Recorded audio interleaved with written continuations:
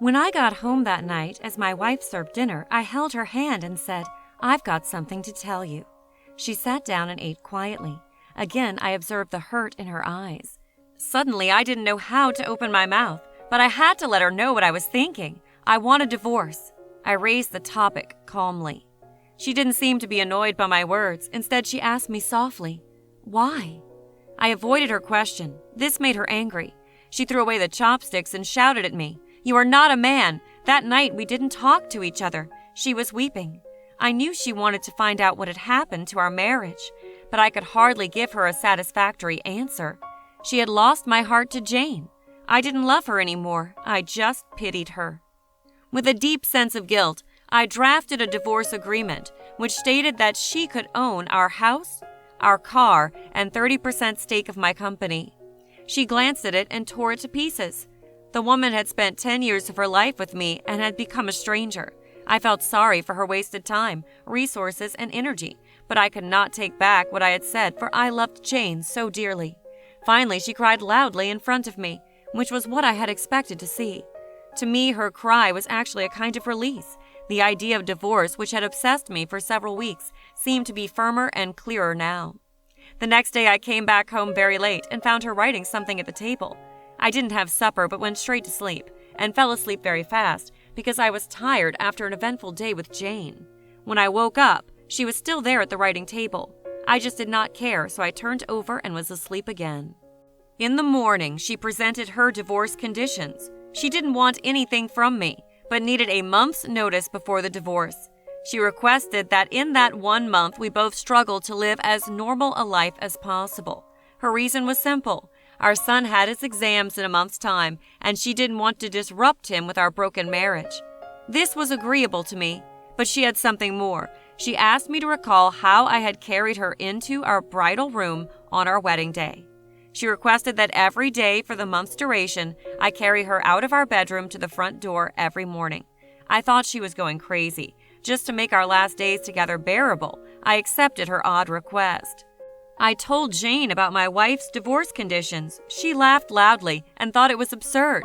No matter what trick she applies, she has to face the divorce, she said scornfully.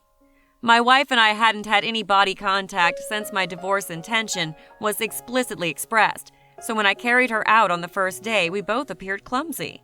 Our son clapped behind us. Daddy is holding Mommy in his arms. His words brought me a sense of pain. From the bedroom to the sitting room, then to the door, I walked over 10 meters with her in my arms. She closed her eyes and said softly, "Don't tell our son about the divorce." I nodded, feeling somewhat upset. I put her down outside the door. She went to wait for the bus to work. I drove alone to the office. On the second day, both of us acted much more easily. She leaned on my chest. I could smell the fragrance of her blouse. I realized that I hadn't looked at this woman carefully for a long time. I realized that she wasn't young anymore. There were fine wrinkles on her face. Her hair was graying. Our marriage had taken its toll on her. For a minute, I wondered what I had done to her. On the fourth day, when I lifted her up, I felt a sense of intimacy returning. This was the woman who had given 10 years of her life to me. On the fifth and sixth day, I realized that our sense of intimacy was growing again. I didn't tell Jane about this. It became easier to carry her as the months slipped by. Perhaps the everyday workout made me stronger. She was choosing what to wear one morning. She tried on quite a few dresses, but could not find a suitable one. Then she sighed. "All my dresses have grown bigger." I suddenly realized that she had grown so thin. That was the reason why I could carry her more easily. Suddenly it hit me. She had buried so much pain and bitterness in her heart. Subconsciously, I reached out and touched her head. Our son came in at that moment and said, "Dad, it's time to carry Mom out." To him, seeing his father carrying his mother out had become an essential part of his life. My mom gestured to our son to come closer and hugged him tightly. I turned my face away because I was afraid I might change my mind at this last minute. I then held her in my arms, walking from the bedroom, through the sitting room, to the hallway. Her hand surrounded my neck softly and naturally. I held her body tightly. It was just like our wedding day. But her much lighter weight made me sad. On the last day when I held her in my arms, I could hardly move a step. Our son had gone to school. I held her tightly and said I hadn't noticed that our life lacked intimacy. I drove to the office, jumped out of the car swiftly without locking the door. I was afraid any delay would make me change my mind. Jane opened the door and I said to her, "Sorry, Jane, I don't want the divorce anymore." She looked at me astonished and then touched my forehead. "Do you have a fever?" she said. I moved her hand off of my head. "Sorry, Jane," I said. "I won't divorce. My marriage life was boring, probably because she and I didn't value the details of our lives, not because we didn't love each other anymore. Now I realize that since I carried her into my home on our wedding day, I am supposed to hold on to her until death do us part." Jane seemed to suddenly wake up. She gave me a loud slap and then slammed the door and burst into tears. I walked downstairs and drove away. At the floral shop on the way, I ordered a bouquet of flowers for my wife.